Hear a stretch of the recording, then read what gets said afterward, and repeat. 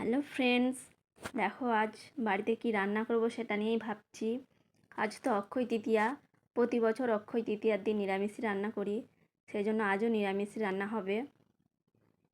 বরবটি কেটেছি, আলু কেটেছি, বেগুন কেটেছি, বেগুনি হবে, বরবটি আলুর তরকারি হবে, মুগের ডাল হবে।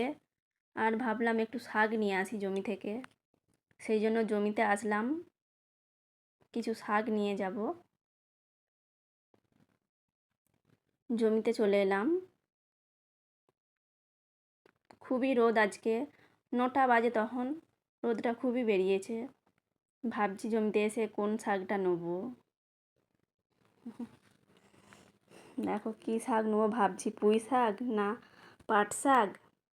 তারপর দেখলাম ভেন্ডি গাছে কিছু ভেন্ডি হয়েছে, তাই ভেন্ডিগুলো আগে তুলে নিলাম। আসা হয়নি জমিতে কয়েকদিন, না আসলেই ভেন্ডি গাছে ভেন্ডিতে বিচে হয়ে যাবে, সেই জন্য ভেন্ডিগুলো তুলে নিলাম।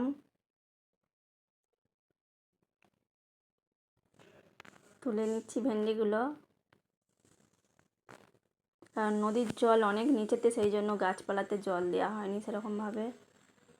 এরপর ভাবছি, দেখলাম যে একটা ফুল গাছের ডাল ভাঙা হয়ে পড়ে আছে, পাশে তো গ্রাউন্ড আছে, বাচ্চারা খেলে, বল ফেলে গাছের ডাল ভাঙা হয়ে গেছে। বল গুড়াতে আসে, ওরা গাছপালা তো নষ্ট হয়ে যায়, সেজন্য কুমড়ো গাছটাকে সরিয়ে রাখলাম ঠিক করে। তারপর ভাবলাম পাট শাকই তুলে নিই, কারণ পাট শাকগুলো অনেকটা ঘন হয়েছে, সেই জন্য তুলে নিলে একটু ফাঁকা ফাঁকা হলে তাড়াতাড়ি বড় হবে গাছগুলো, সেই জন্য পাট শাকটা তুলে নিলাম। আর প্রতিদিন গরমকালে মনে হয় একটু শাক ভাজা হলেই ভালো লাগে, শাক ভাজা একটু টক থাকলে খুব ভালো লাগে। আমার শাক খুব পছন্দ, সেই জন্য প্রতিদিন শাক ভালো হয়।